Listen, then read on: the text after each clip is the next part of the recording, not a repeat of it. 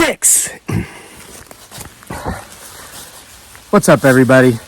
Welcome back to the most awesomest homesteading channel on planet Earth. It typically doesn't have anything whatsoever to do with homesteading off the grid. As you can tell from behind me, the fall season is upon us. You see the leaves on the ground, they've fallen from the trees. We have a light rain falling right now. You can probably hear that. Hope it gets heavy, despite the fact that I'm out here sitting in the woods because we need it. But listen, it's that time of year when you get in the mood for those creepy, crawly, spine-tingling stories. Halloween is coming. Everything's getting spookier than it usually is. Well, listen, I'm not going to make you wait till October to start hearing some creepy stories. I got a couple of them for you here today. Now, just in case you do want to come back in October, you will be hearing stories from October Nights, 31 Tales for the Halloween season, written by this guy. And you'll also be hearing some stories from October Nights Part 2. More tales, 31 more tales for the Halloween season, also by this guy. See, there's this guy, plus his beautiful bride, Dearly, a.k.a. Giggly Girl. Oh, wow, look, here I am sitting in the same woods. How neat. Many, many years ago. And you're going to hear stories from the True Haunting series. You're going to hear stories that people are submitting to us left and right on the internet through our channel. But today, I've got two really good stories for you that you've never heard, submitted from viewers. One is a really spooky paranormal story, I think quasi-demonic. And another one is one of our favorite Bigfoot Sasquatch stories, okay? And FYI, these books and my 20-some others are available on Amazon and print and Kindle, or you can get autographed print copies of these suckers from our Etsy store. The links to both places are in the description box below, okay? Now, let me get right to the stories. In the event it does start raining super hard. Now, I know back when I was in the Army and I was in the infantry, we had a mantra. That mantra was, if it ain't raining, we ain't training. Well, let me tell you, folks, I ain't in the U.S. Army infantry anymore. All right. I'm still tough, though. I've not allowed myself to become soft, like a typical upper-middle-class yuppie. Because when we become soft, we become weak. And when we become weak, we are more susceptible to illness and injury. And when we get hurt and sick, we die. You gotta stay a little feral, folks. You gotta. Okay? It's a wild world out there. You gotta stay wild yourself. So the first story I'm gonna read is the paranormal / demonic one. I'm gonna put my cheaters on because I have to, and I hope they don't get, oh, there I am. Ooh. And there potentially is him, her, it, or they. Yeah, I see that, folks. You keep watching. If you see something strange, timestamp it, okay? Now this first story comes to us from Stephanie. She said I could use her first name and her nickname, which is Snicklefritz, but I can't use her last name. Folks, if you have a story, paranormal related, supernatural, aliens, UFOs, abductions, or cryptozoological in nature, such as Bigfoot, Sasquatch, Dogman, Mothman, and you want to share it with the world, you can submit it to the channel. The email address is crazylake@mail.com. You must give us permission to use your story or we won't. Okay, so Stephanie sent me this email, and she said she likes my nickname, Crazy Lake, and she said I was probably going to think she was crazy too after reading this story. I've read it, and no, I don't think you're crazy, Stephanie. And she said she likes how I stand for truth because she herself stands for truth, justice, and she stands very strongly on her faith in Jesus. So, Stephanie writes here, about 30 years ago, a friend kept telling us her house was haunted and her roommate was acting weird. She explained her roommate would be in her room talking to someone, and at times she would hear audible answers. No one else was there but her and her roommate. Right? So her roommate must not have been too weird. They would hear sounds that were undefinable, like wall knocks, and they felt ice-cold drafts in spots of the house. Another friend, whom I will call Koala, and another we can call Bubba, both had paranormal abilities. They grabbed me and said, we are checking that house out together. At the time, I thought it was all bunk, so we headed to the house. There were 4 of us, plus my infant son there together. Koala said, Stephanie, you are supposed to be here. They want you to see that they are not bunk. We started in the kitchen. Koala and Bubba both said the kitchen was not the focus. Okay, we went to the great room or living room, and instantly I felt ice cold. Koala walked over to the basement door. She put her right hand flat on the door to feel it, and we all saw her hand change into a human heart. I am not lying. She took her hand off the door and said, "Stephanie, we're going down in the basement. I'm being drawn there." Now, if I had not been there, I would not believe it at all. We got halfway down the steps, and I was chilled to my core as we heard a blood-curdling scream, a woman's scream. I was shaking. Me and Koala both heard it. She said something is not right down here. We started walking around. Koala and Bubba were drawn to a wall. They moved a huge stone that we were told was there when my friend moved in. Down on the bottom of that wall was a pentagon engraved into the floor and satanic symbols on the wall in red. It looked like blood, but we didn't know. Same color as blood. Koala sat down on the floor and said satanic rituals were once done there. Bubba said the scream we heard was from either torture or death. We heard movement on the side of the basement. Nothing there. There was an orb, though that shot through the wall. Koala has extra senses or psychic abilities. She said it was a demon and that my friend's roommate was being attacked. At this point, I'm done. I'm so freaking done. My mind is completely blown. We prayed over the house before leaving, but it's not over yet. We got in the car and my car wouldn't start, and this car had never had a problem. All of a sudden, something hit the top of the car really hard. It shook the car to the point that it rocked it onto two wheels. Bubba gets out of the car to see what the heck it was. We were trying to figure this out. It was like we were hit with a grenade. We saw what it was that hit the car, but cannot tell you where it came from or how. It was an ice chunk bigger than my car, shaped like a spear. To this day, there is nothing that can explain how that thing fell from an empty sky, and we cannot explain how the sharp end did not penetrate the roof of my car. We looked at each other and then got back in the car and left. My friend and her roommate moved out shortly after. To this day, that house has no occupants. I became a believer that day in knowing some things have no explanation. Demons and angels do exist. They can shapeshift, which I have seen happen. This is not a story. This really took place. We have heard rumors over the years about that house and of others' experiences there. I am a Christian. I also know there are other dimensions. I know this sounds crazy, and oh yeah, my son, who was almost a year old when we were doing our walkthrough, at one point he was waving to someone or something and jibber-jabbering and laughing like he was interacting with someone or something. I still get chills remembering that day. We all do. You can use this. Use my nickname, Snickle Fritz, and not my name. You can use my first name, but please do not use my last name. This happened in Fort Wayne, Indiana. I know it sounds like a story. It isn't. It really happened. Stephanie Snickle Fritz. Stephanie, it is a story.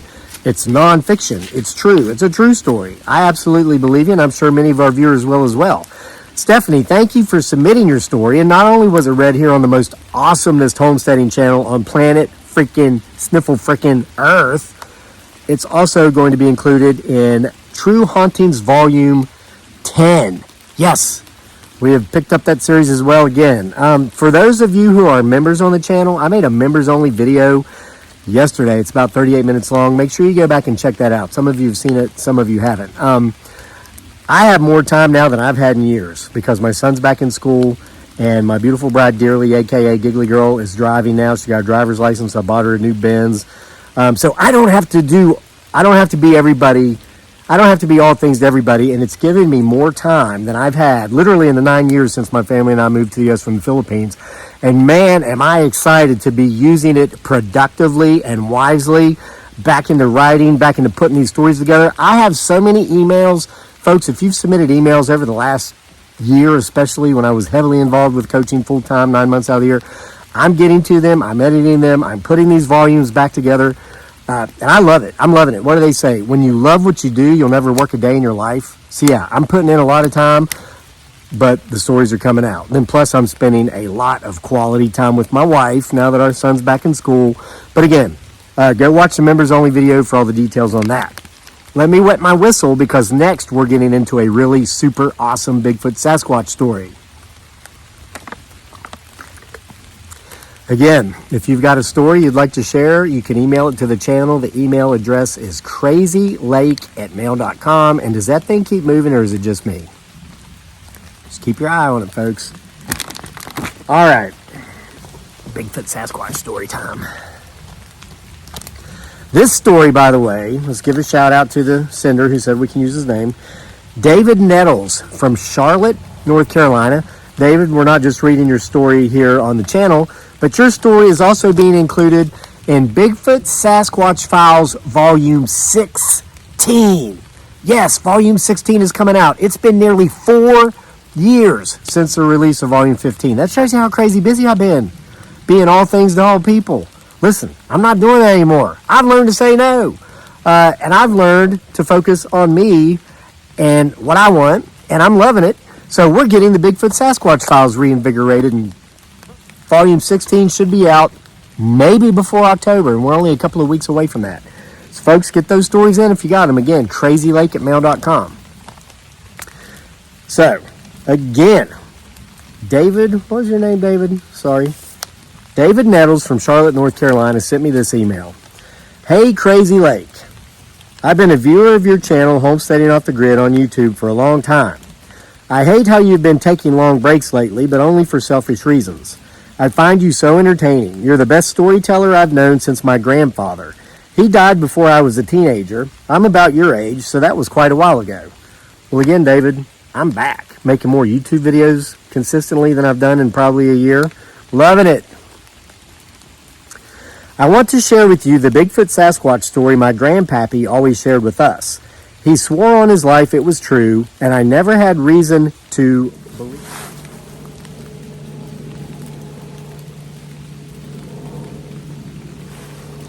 Folks, we got activity in these woods. Watch behind me.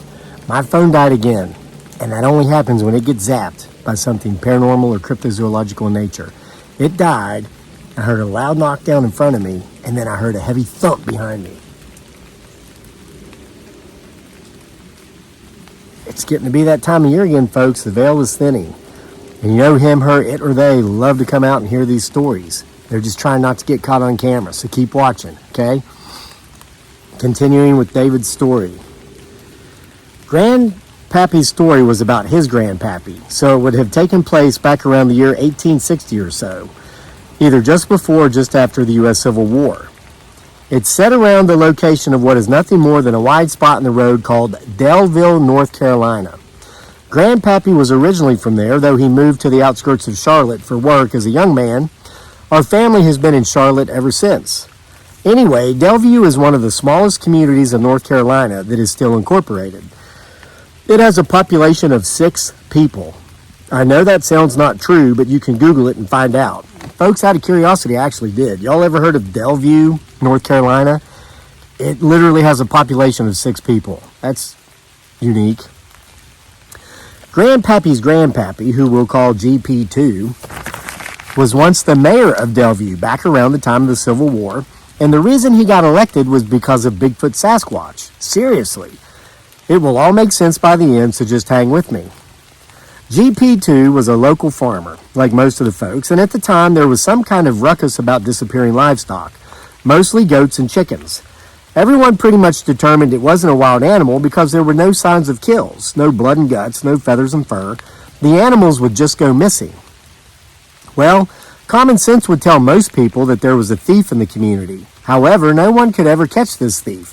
No one ever even reported seeing a thief. It was as if the livestock was just up and vanishing into thin air.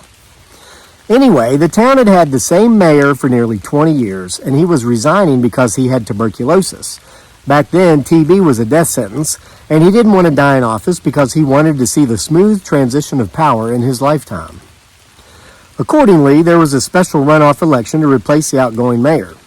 Well, Grandpappy's grandpappy, or GP2, ran for mayor on the platform that he knew exactly who or what was taking the livestock, and that he would bring this thief to justice. There was a town hall meeting, and just about everyone of the whopping population of nearly 100 back in those days were in attendance. 3 men in all were running for the office, and they all claimed they'd catch the thief. GP2 spoke last, and he was immediately called out on having made the claim of knowing exactly who the thief was, and everyone demanded a name. The story goes that the whole town hall almost got into a fist fight because everyone was blaming everyone else for being the thief, also, as we know, so they wouldn't be blamed themselves. "Calm down," GP2 said when pushing and shoving was about to get to punching. "Calm down, all of you. The thief I'm a-fixin' to name ain't even in the building here tonight." "Then where is he?" half of those in attendance hollered. "Well," GP2 said, "I ain't so sure it's even a he. Why, it might be a her, or an it, or maybe even they, if and there's more than one of them." I would have liked to have met your grandpappy's grandpappy, Dave. Everyone in attendance looked around at each other as if GP2 had done lost his mind. "What in tarnation are you talking about?" someone finally asked GP2. "I stand here before you tonight," GP said. "God is my witness, and tell you all of our missing livestock has been taken by Bigfoot." After a moment of silence, the whole crowd burst into laughter. Why, all the people there who made up this little southern, Bible-beaten, Puritan village had never heard so much laughter in their lives, especially on a Sunday, a day upon which laughter wasn't even legal back then.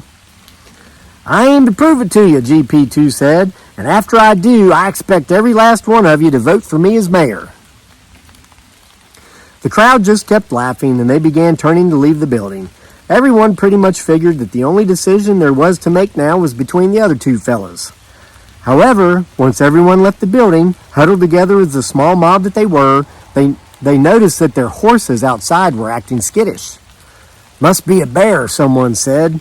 Clicks could be heard from where folks were drawing back the hammers on their handguns, which everyone still wore back then. "You smell that?" someone else was heard saying. "Smells like trail kill," someone else said. "Or a dead skunk," yet another person said. Just then, by the light of the full moon, everyone who'd been in attendance of the meeting saw, walking with two screaming goats over its shoulders, a figure that stood about 8 feet high and had to have weighed more than 500 pounds. "What in tarnation?" Nearly everyone in the crowd whispered in unison. "What in tarnation?" "That there's our dang blamed livestock thief," GP2 said, "just like I was trying to tell you." Just then, that big creature turned around and saw the crowd that had formed behind it. It dropped those two goats and took off running like a track star, jumping out of the road and into the field beside it, heading for the forest. And it's a good thing for it, at least, because everyone who'd drawn their hammers back let loose their volley. It's no surprise that GP2 was unanimously elected mayor the following week on Election Day. The townspeople never did capture or kill that Bigfoot Sasquatch, nor did anyone ever see it again. The good news is that the livestock stopped going missing. GP2 remained mayor of the town until his unfortunate and unforeseen demise nearly 20 years later. He'd been hauling a load of firewood in a wagon off the hill behind his home when it overturned. GP2 was crushed and killed by the wood. Some people said he'd simply piled his load too high and that he'd hit a tree root while his wagon was catty-cornered and it flipped, leading to his death. Others say the wagon was pushed because there wasn't a tree root there. Still others go as far as to claim that the one who did the pushing was that old Bigfoot Sasquatch that everyone knew was around there, even though they hadn't seen it in nearly 20 years. The town's population had already been cut in half by then because a lot of people started leaving immediately after having seen the Bigfoot Sasquatch all those years before, the night of the town hall meeting. More decided to move after GP2 died, fearing that Bigfoot Sasquatch had come to take out everyone in town. Many people to this day say the reason there's only 6 people still back in that town is because too many people have too much